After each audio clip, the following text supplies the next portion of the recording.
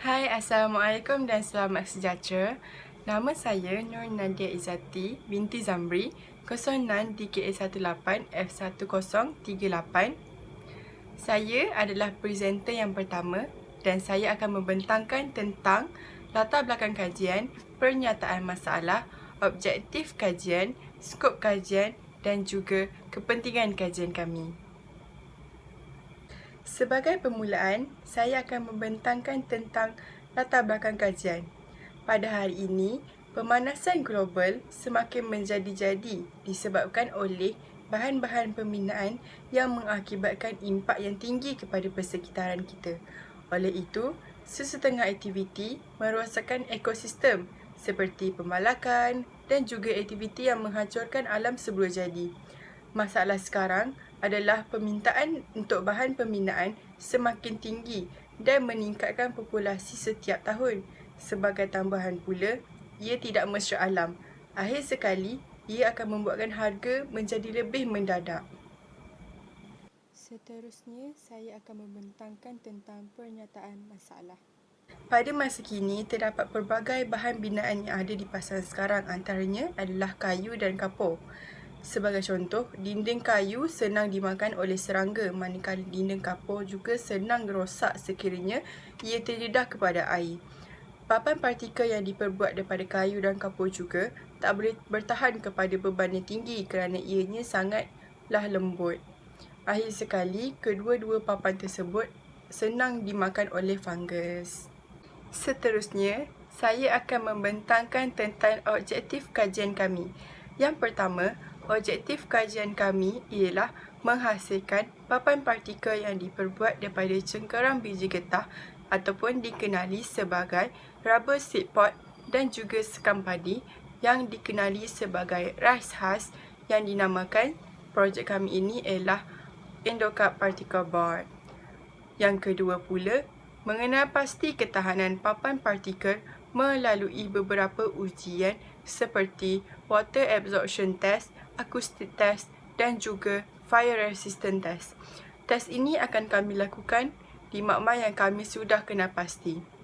Objektif yang terakhir pula adalah mengenal pasti kekuatan papan partikel kami melalui ujian kekuatan iaitu seperti bending test, internal bonding test dan juga thickness swelling test. Test ini juga akan kami lakukan di makmal yang sudah kami kenal pasti.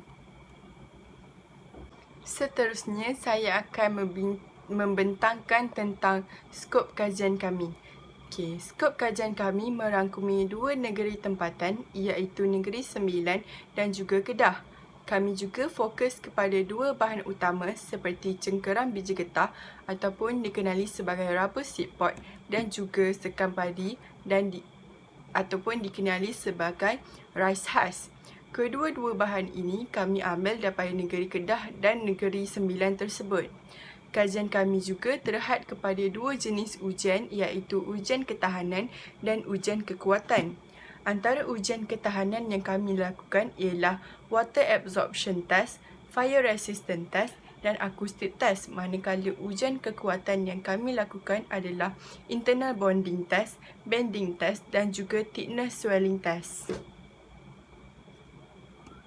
Seterusnya, saya akan membentangkan tentang kepentingan kajian kami. Kepentingan kajian kami adalah untuk menambahkan rujukan buat pelajar dalam bidang ini. Seterusnya, dapat menambahkan maklumat tambahan tentang bahan lestari yang menggunakan bahan buangan dan mewujudkan bahan bacaan dengan lebih mendalam dalam bidang ini. Oleh itu, ia juga menjimatkan kos kerana pembuatan bahan pembinaan ini menggunakan bahan lestari dan lebih mengurangkan kos berbanding bahan biasa. Akhir sekali, sudah menjadi satu fakta bahawasanya bahan lestari akan mewujudkan persekitaran yang lebih sihat dan lebih positif. Sekian, terima kasih. Saya akan paskan slide seterusnya kepada presenter kedua.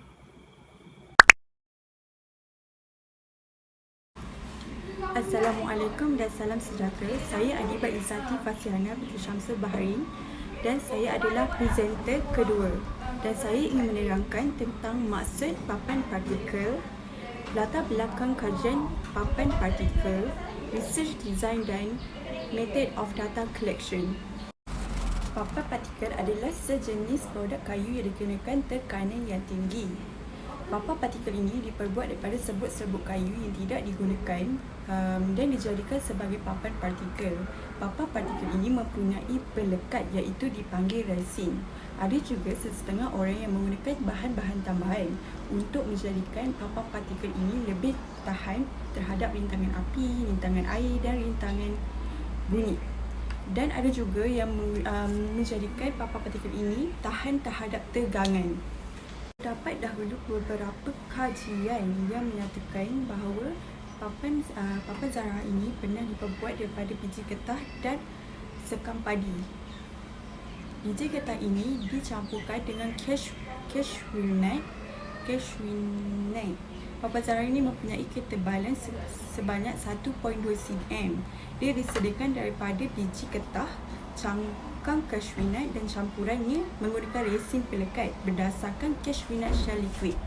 Kekuatan lenturan rintangan air dan nisbah kebengkakan papan adalah lebih baik daripada papan komersial. Papan telah memenuhi spesifikasi papan partikel standard untuk papan bangunan grade pembinaan. Seterusnya ialah sekam padi. Terdapat beberapa papan partikel yang menggunakan sekam padi. Antaranya ialah papan partikel, papan penebat dan papan shilling. Sekam padi ini menjadi satu bahan yang dianggap sebagai pengganti berpotensi untuk produk papan kayu. Tetapi sekam padi ini perlu menggunakan papan pelekat yang bersesuaian kerana ada setengah bahan pelekat untuk luaran dan bahan pelekat untuk dalaman.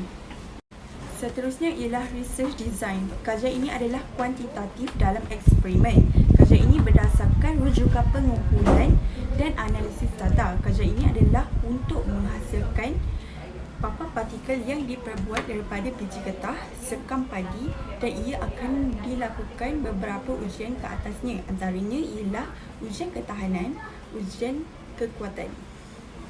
Seterusnya, method of data collection. Kami menggunakan 5 sampel. Sampel yang pertama, kami menggunakan 80% endocap dan 20% rice husk. Sampel kedua kami menggunakan 60% rubber seed pod dan 40% rice husk.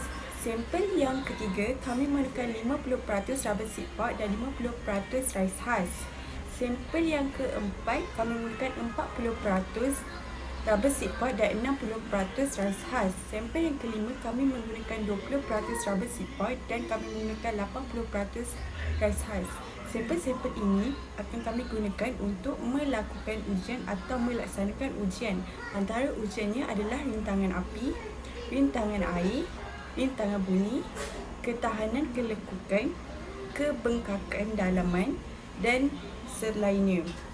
Okey, sampel-sampel ini akan kami lakukan ujian sama ada ia berhasil ataupun tidak. Jadi kami menggunakan beberapa peratus dan berlainan peratus untuk kami mengkaji sama ada rubber seed pod dan rice husk ini boleh menahan ketegangan atau ketahanan terhadap rintangan-rintangan dan atau ujian-ujian tersebut. Sekian, terima kasih daripada saya. Okey, saya Intafliza Akhila binti Razali sebagai presenter ketiga. Pada hari ini, saya ingin membentangkan tentang ujian yang dilakukan terhadap particle board, method of data analysis, anggaran kos dan juga kesimpulan. Okey, seterusnya tentang ujian yang dilakukan pada particle board. Kami telah menghasilkan beberapa sampel particle board yang diperbuat daripada tempurung biji getah iaitu endocap dan juga sekam padi untuk menjalani beberapa ujian iaitu fire resistant test, water absorption test, acoustic test, thickness swelling test, internal bonding test dan juga bending test. Okey, ujian yang pertama adalah fire resistant test. Fire resistant test ini adalah untuk menilai beban galas atau api yang dapat memisahkan sifat partikel void. Contohnya macam kita ingin ambil berapa masa yang diambil untuk partikel board itu terbakar. Dan yang kedua pula adalah acoustic test. Acoustic test ni adalah untuk menguji penyerapan bunyi terhadap partikel board. Contohnya kita ingin menguji berapa frekuensi yang sesuai untuk partikel board tersebut. Dan ujian yang ketiga adalah water absorption test. Dia adalah untuk menguji peratus dan masa yang diambil untuk partikel board itu. Contohnya seperti kita ingin mengambil masa berapa lama untuk partikel board itu rapuh apabila terkena air. Okey, ujian yang keempat pula adalah bending test. Bending test ini adalah untuk kita menilai aplikasi produk tersebut iaitu partikel board untuk komponen struktur. Contohnya macam kita ingin menguji berapa beban yang dapat ditampung oleh partikel board tersebut. Okey, ujian yang kelima adalah internal bonding test. Dia adalah untuk kita tahu seberapa baik ikatan bahan yang digunakan. Dan ujian yang terakhir adalah teknik swelling test. Teknik swelling test adalah untuk kita tahu berapa ketebalan yang sesuai untuk partikel board tersebut. Okey, seterusnya tentang material, iaitu tentang serbuk biji getah dan juga resin. Okey, serbuk biji getah ini adalah dihasilkan daripada tempurung biji getah iaitu endokarp yang telah dikompres sehingga menjadi serbuk. Dan ia mempunyai saiz seperti 1 mm dan juga 2 mm. Seterusnya tentang resin. Resin yang digunakan untuk partikel board ini adalah urea dan juga fenol. Ia mempunyai kepekatan yang berbeza iaitu 7%, 9% dan juga 11%. Okey, seterusnya adalah method of data analysis, iaitu tentang graf dan juga percentage setiap ujian yang dilakukan. Antaranya seperti ujian penyerapan air iaitu water absorption test. Macam kita lihat pada nisbah 20% penggunaan tempurung biji getah iaitu endokarp, ia menunjukkan peratus paling rendah untuk penyerapan air. Tetapi pada 80% penggunaan tempurung biji getah, ia menunjukkan peratus paling tinggi untuk penyerapan air. Okey, daripada graf ini ia menunjukkan bahawa makin banyak penggunaan tempurung biji getah, maka makin lama dan makin tinggi peratus dan masa yang diambil untuk partikel board rapuh apabila terkena air. Okey, secara kesimpulannya, kajian populasi dan sampel yang telah dibincangkan tadi dapat menghasilkan metodologi penyelidikan yang dapat digunakan untuk kajian ini. Setakat ini sahaja pembintangan kami.